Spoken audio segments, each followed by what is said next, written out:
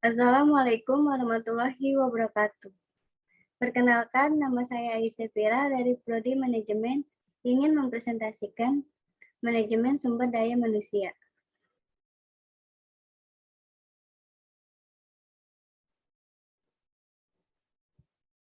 Pengertian manajemen sumber daya manusia menurut para ahli.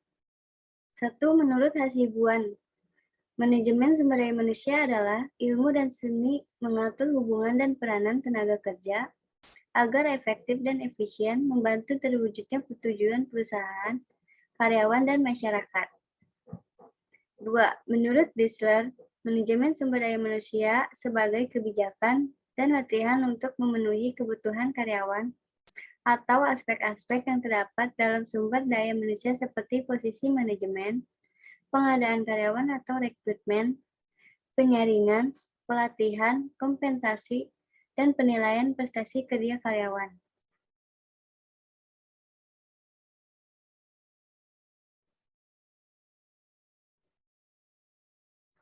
Tujuan manajemen sumber daya manusia yaitu membantu perusahaan dalam menentukan tujuan dan mengukur pencapaian tujuan. Fungsi manajemen sumber daya manusia ada 4. Yang pertama, staffing atau employment, yaitu memiliki peran penting dalam membantu perusahaan merekrut sumber daya manusia yang berkualitas dalam melakukan tugas dan tanggung jawabnya. Yang kedua, performance evaluation, yaitu memiliki tanggung jawab terhadap serangkaian pembinaan dan pengawasan terhadap tenaga kerja. Yang ketiga, compensation adalah mengatur mengenai gaji karyawan dalam perusahaan. Yang keempat, training and development adalah mengadakan pusat pelatihan untuk seluruh elemen sumber daya manusia dalam perusahaan.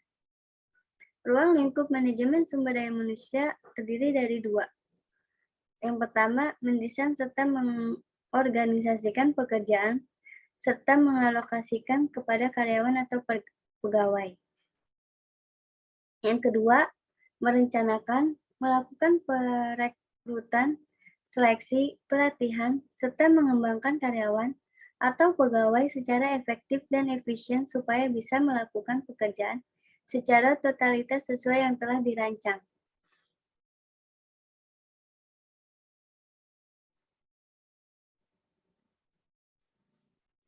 Pengertian kompensasi menurut Kreitner dan Kiniki menyatakan bahwa kompensasi adalah insentif moneter yang terikat pada hasil atau pencapaian.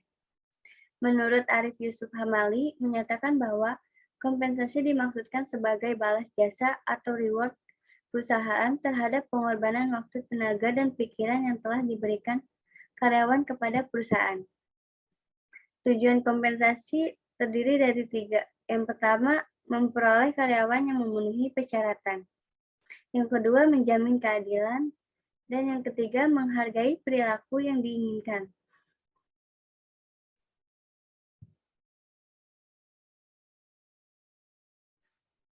Fungsi kompensasi yaitu pengalokasian SDM secara efisien. Yang kedua, penggunaan SDM secara lebih efisien dan efektif. Yang ketiga, mendorong stabilitas dan pertumbuhan ekonomi. Jenis kompensasi ada 2, kompensasi langsung dan tidak langsung. Langsung adalah merupakan imbalan yang diberikan kepada karyawan selama karyawan tersebut masih aktif melaksanakan tugas atau pekerjaan dalam suatu organisasi atau perusahaan. Dan kompensasi tidak langsung merupakan imbalan yang diberikan kepada karyawan yang sudah mengakhiri masa baktinya di organisasi atau perusahaan karena pensiun atau meninggal dunia, sebagai penghargaan atas jasa-jasa karyawan tersebut selama mengabdi di organisasi atau perusahaan.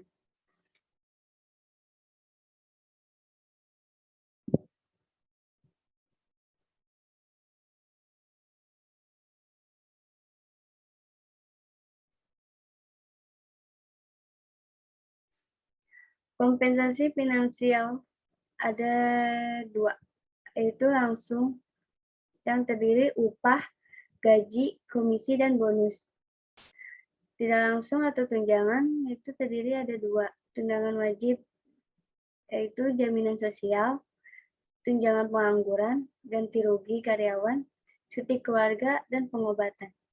Dan tunjangan tidak wajib, yaitu perawatan kesehatan, asuransi jiwa, rancangan pensiun, dan layanan karyawan. Dan kompensasi non-finansial ada pekerjaan, yang terdiri dari variasi keterampilan, signifikasi tugas-tugas yang menarik, tanggung jawab, pengakuan, dan rasa pencapaian. Lingkungan kerja atau kebijakan yang baik, manajer yang berkemampuan, karyawan yang berkompeten, rekan kerja yang menyenangkan, simbol status yang pantas, dan kondisi bekerja. Sekian presentasi dari saya. Maaf apabila masih ada kekurangan dan salah kata. Tolong dimaafkan. Wassalamualaikum warahmatullahi wabarakatuh.